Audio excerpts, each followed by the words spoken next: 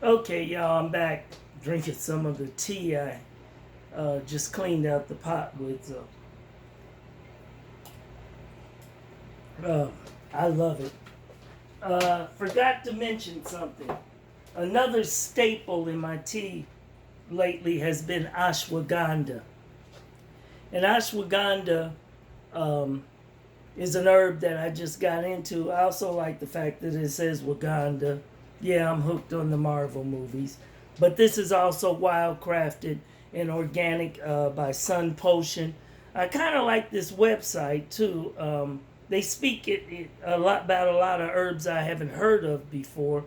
And like I said, I experiment. But ashwagandha I kind of use regularly. That, yerba mate, cinnamon, the ginger root.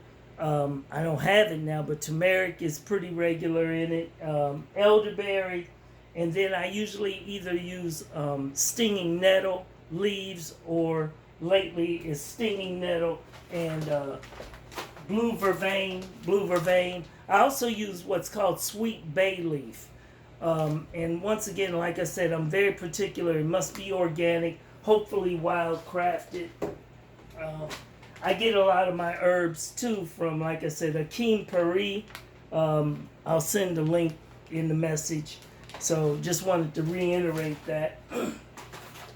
Like I said before, I save my tea bags and I use them till they fall apart. You know, I turn them inside out and rinse them out and then dry them partially. And then I use the tea bags over and over. Try not to tie the when I tie them up so tight that it becomes a knot and then you can't get it open. You're throwing a tea bag away. So anyway, let me see if I can do this. Hopefully the camera will be. Well, I need a videographer. But anyway, how I usually do this. This is the Ceylon Cinnamon. I just put it in a glass jar once I open it. Put that in here, and my main staple is yerba mate. So how I do it with this, and like I said, pretty much half of this is what you would do in a 1 gallon if you're using a large bag.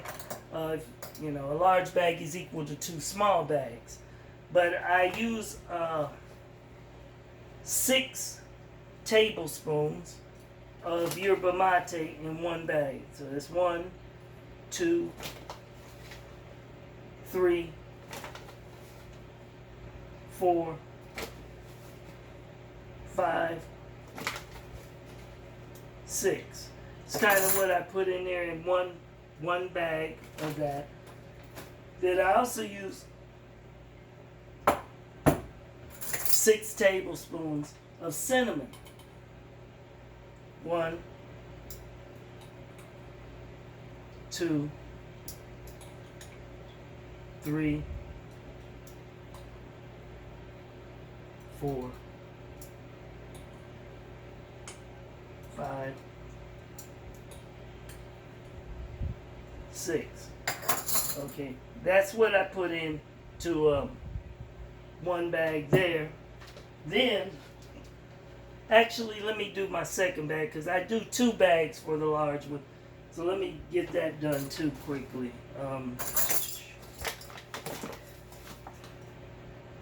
1, 2, 3, 4, 5, 6, and 6 of this.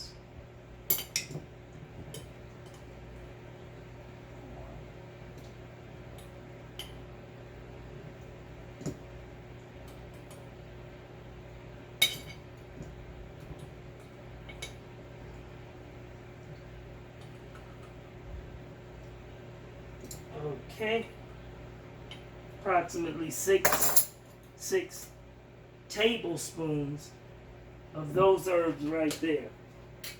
Now, the next is what I do. Either, like I said, it's with stinging nettle, blue vervain, and or sweet bay leaf, and I'll do a mixture, and I want 4 of these. And like I said, this is all guesstimation. For example, calling that a tablespoon is kind of funny, you know. That's a I don't know how to do it, but that's kind of how I've been doing it. It's mainly just guesstimation. So I put 4, and I may do 2 of this mixture of the Blue Vervain and Stinging Nettle, and then I'll put some bay leaf in. So I'll put 3 of these in here, and then I'll put some bay leaf in with it.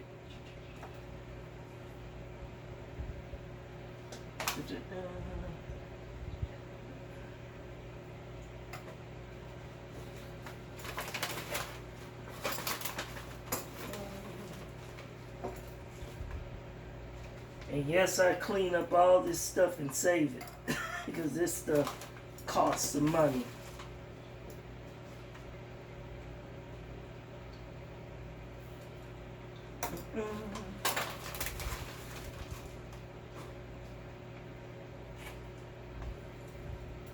So that's approximately 3 tablespoons of this mixture that I mixed of Stinging Nettle and Blue Vervain.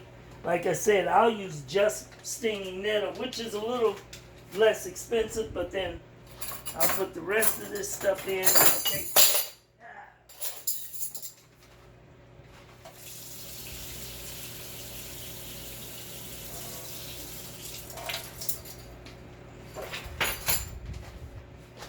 Okay. With the bay leaf, it actually is some leaves, so I just take a bunch of them and just kind of break them up a little and put them in here in the bag. At one time I took another leaf I use, the soursop leaves, S-O-U-R-S-O-P. I've used that a lot of times.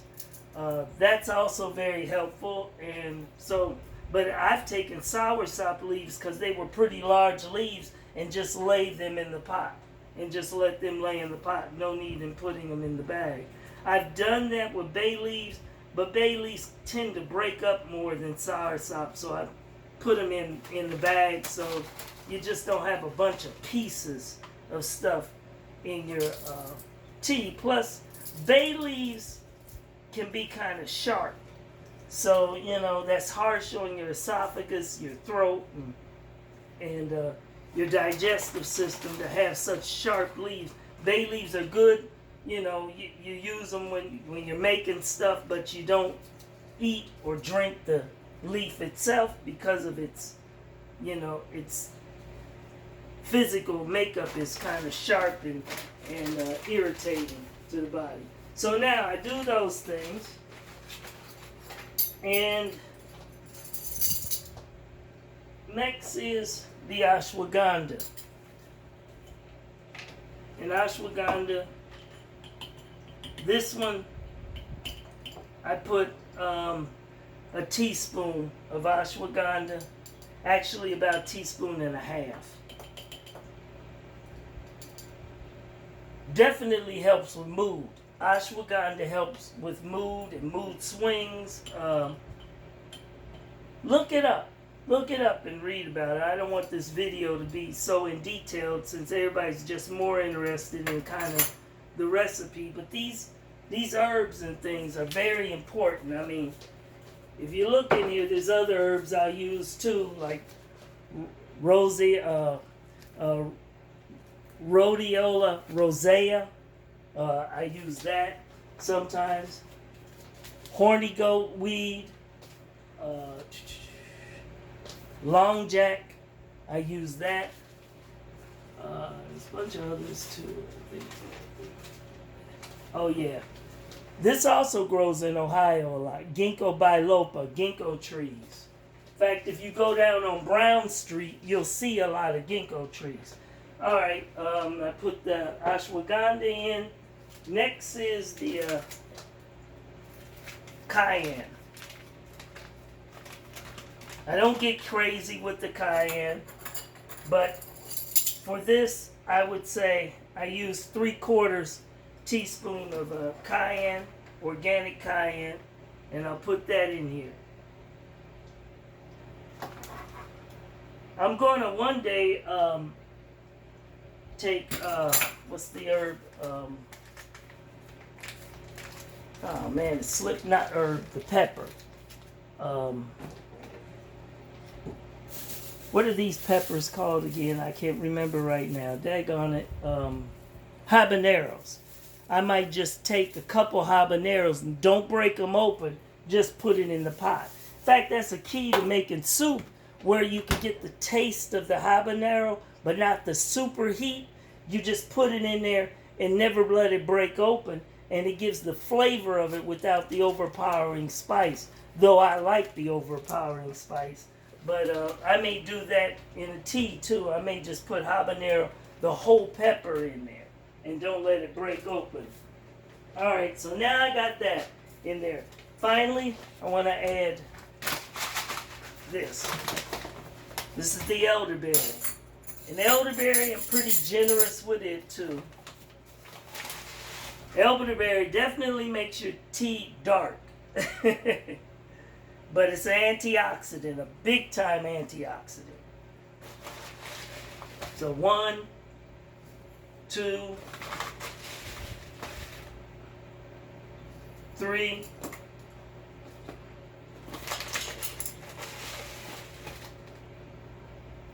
4. Yeah, I use a lot of it. About approximately 5 tablespoons. Now see, I still have a lot of room to be able to tie this up comfortably. Like I said, with the smaller ones, I had to put the elderberry in a separate bag. So it was like 3 bags, small bags, in the 1 gallon pot. You know, so 1.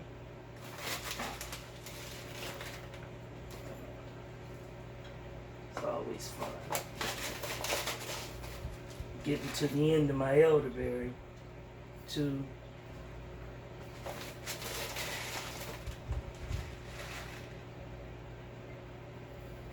3. 4.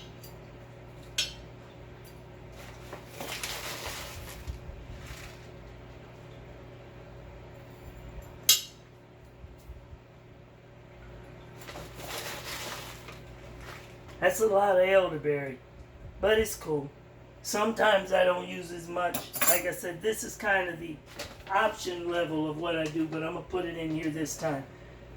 I pull these real tight, keeping the strings even, and how I tie it so that it's easy to untie, I'll wrap it around opposite directions with the string 2 times, at least 2 times around.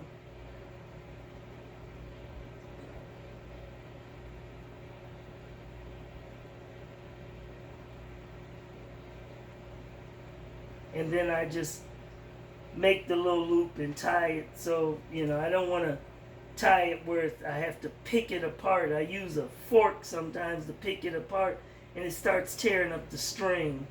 So, anyway, let me pause this.